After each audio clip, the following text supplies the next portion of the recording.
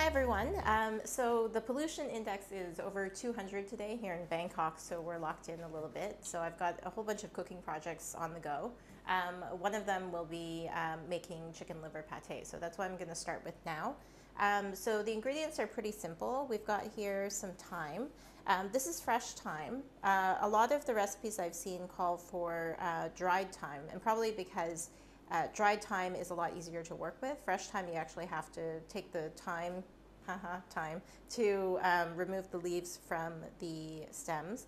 But it's worth it for me. I feel because I had some fresh thyme, I wanted to use up some of it. So I've got quite a bit of fresh thyme here, probably about 2 teaspoons. And if you were using dried thyme, you'd probably use about 1. Thyme can be a bit of a pain to work with because you have to pick off all the leaves, but if you're going to use it in a big pot of sauce like bolognese, you can just tie it together and the leaves will fall off while you're cooking, and then you can just take out the bundle when you're done. So that's the thyme. I got that at Villa Market if you're here in Bangkok. I've got a bit of butter, which we'll use to saute the chicken livers. And this is quite a big red onion. So what I'm going to do is I'm just going to use maybe a quarter of this, or maybe just a little bit more than a quarter. As I'm removing the peel, then the onion's getting a bit smaller. So, I mean, it's really up to your own taste, and I'm just going to slice thinly. That's really for adding some sweetness into the pate. Okay, so we've got that all ready. And again, I won't use all of this, but I'm just going to put it in a bowl for now. Next thing is 2 cloves of garlic. Doesn't have to be sliced too thin, but just in chunks so that it gets cooked and softened.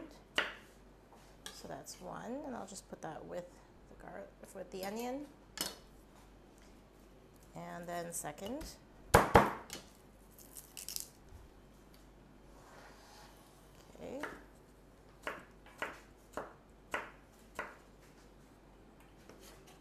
Okay, so we've got our onion and our garlic.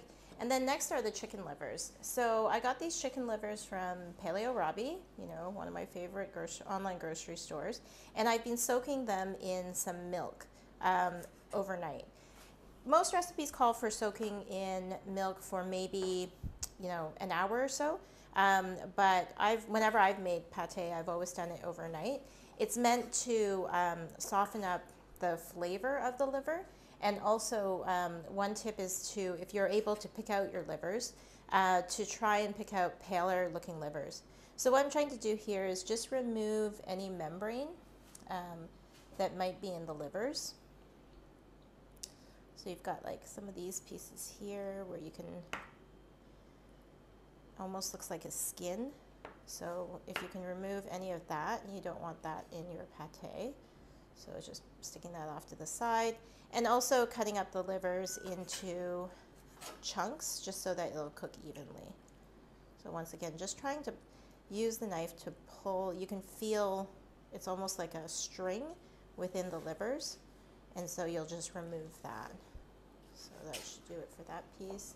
And I've got here about ½ a pound of chicken liver.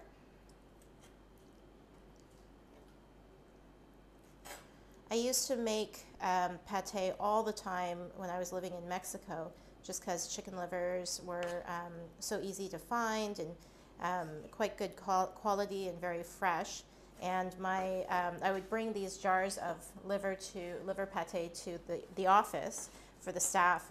And they said that when I left Mexico, they actually lost a lot of weight because they weren't eating pate every week. So it is a pretty decadent thing to eat, but I haven't made pate in ages, I think. So can't even remember the last time I made it in Bangkok.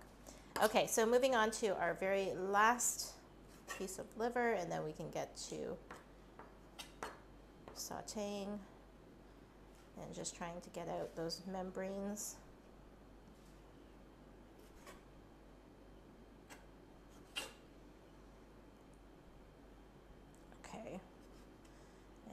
just about there.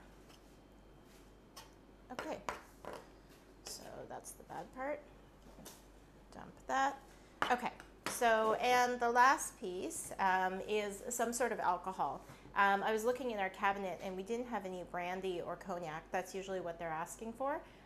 So I've measured out 1 tablespoon of scotch, which is perfectly fine too.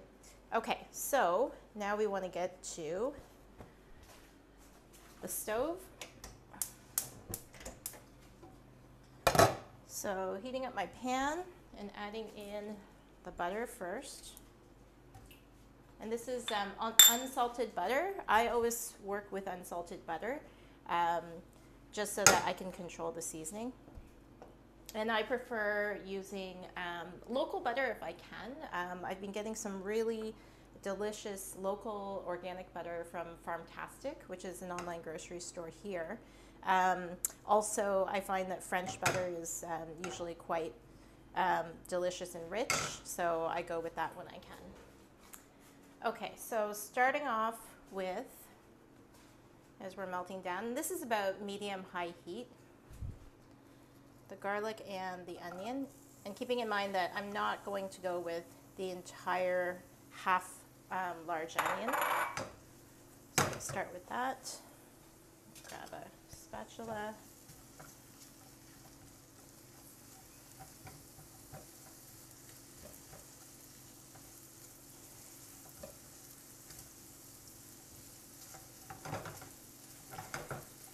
And we just want to soften up, not to brown necessarily.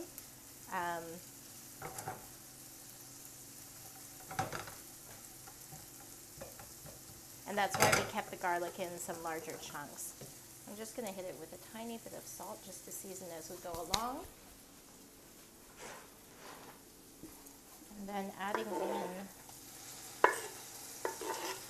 the liver.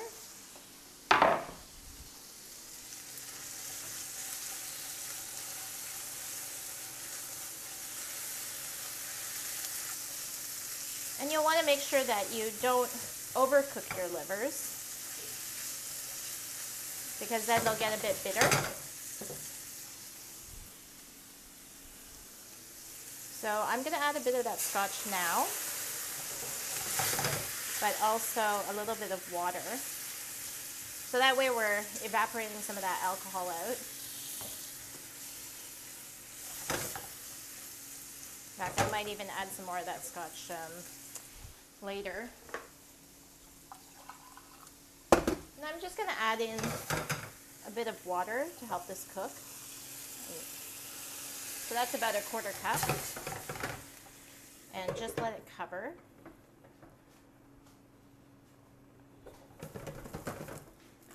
And cook for just a few minutes.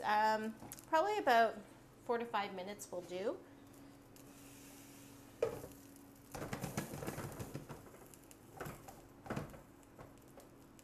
And so we're going to let this cook down for a bit, like I said, for 4 to 5 minutes. And then when we're done, then we'll turn off the heat, let it cool, and then we'll get into processing in the food processor. So we'll come back to that. Okay, so we're back, and the livers have cooked down, and they're no longer pink on the inside. We've also let the mixture cool, because the next step is going to be whizzing them in the food processor, and then we're going to add some butter and also a bit more of that scotch. So throwing these in, trying to get all those nice bits.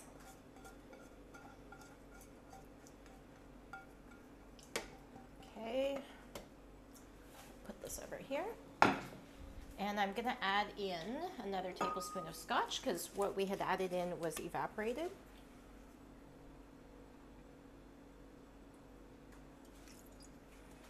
There we go. Thank you to our friend Ian who gave us this bottle. And then we whiz. So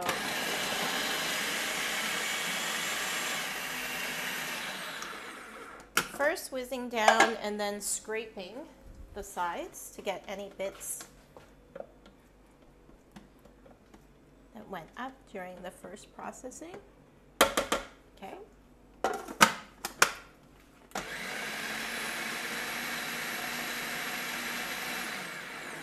And then next I'm going to be adding in, so this is about a 1/4 pound of butter. I'm going to be adding a bit of butter at a time while we're processing.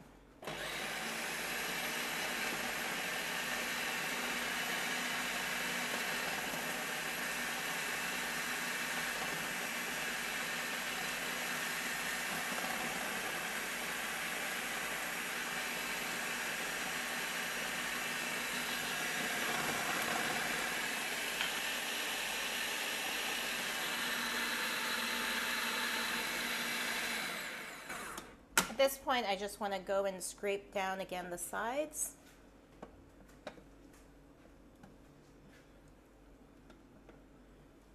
Okay, oops, sorry.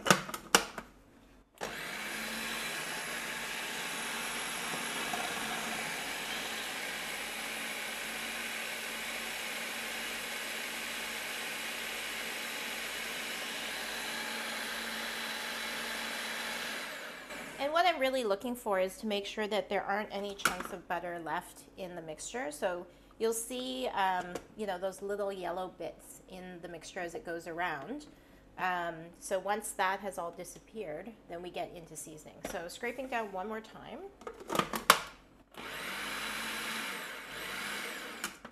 Okay, oop. And then having a taste. And then we'll season with salt and pepper. So keeping in mind that I'm using unsalted butter, again, so that you can control the seasoning. Adding in a bit of sea salt. And again, I always use non-iodized sea salt in my kitchen. I find using iodized salt of any kind adds some metallic flavor.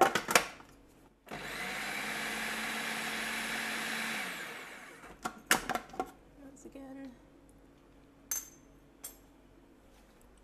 use a little bit more salt.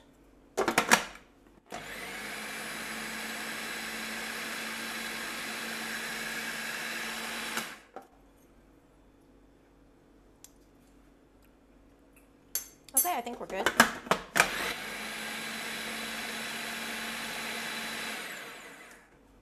Oh, and one thing that I failed to show you in the first part of the video was the thyme. I was taking the leaves off the thyme and it was there. When I was sauteing, I did add the thyme into the pot while it was cooking down. So sorry about that, folks. And then moving over to putting the pate in little containers. So I've got here, these are leftover containers from chicken stock that I get from Paleo Robbie, and hopefully this will be enough, but I'll just show you one. So just carefully just sticking the pate into the container.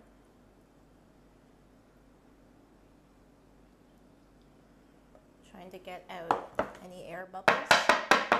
There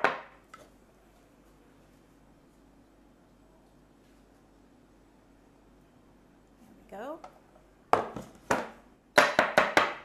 Okay, and then at this point what I want to do is clean a little bit of the edge here.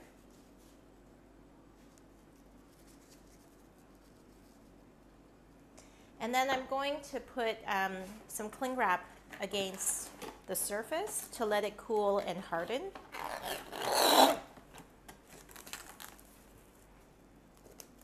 So we want the surface to, this is a very, very sticky cling wrap, so it makes it kind of difficult to do this, but you really want to get it right up against the pate. And that's really so it doesn't get discolored while we're cooling.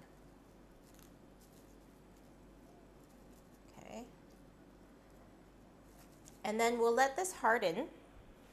And then the last step is, in order to preserve it so that you can keep it for a little bit longer, what I like to do is melt some sort of fat. So it could be clarified butter.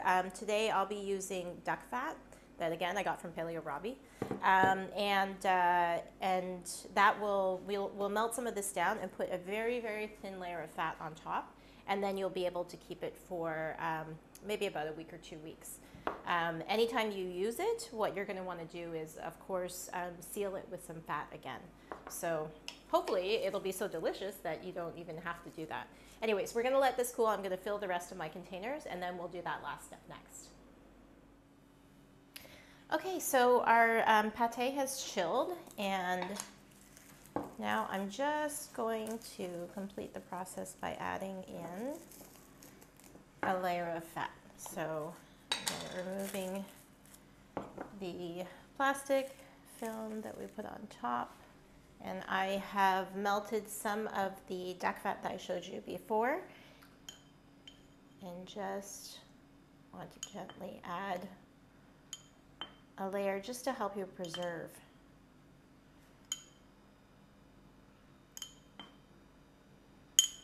And this will let you keep the pate longer. If you don't want to put the layer of fat, what you can do is just keep the cling film on top.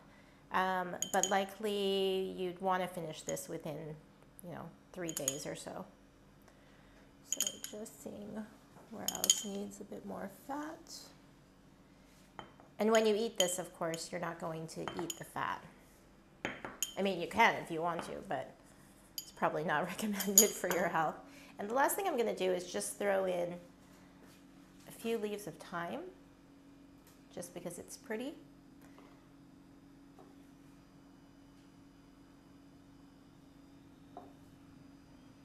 And there we go. So this will go back in the fridge so that the fat can get hard again, just like what it's like here.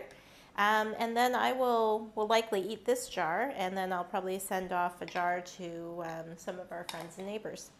So chicken liver pate, thanks for joining me.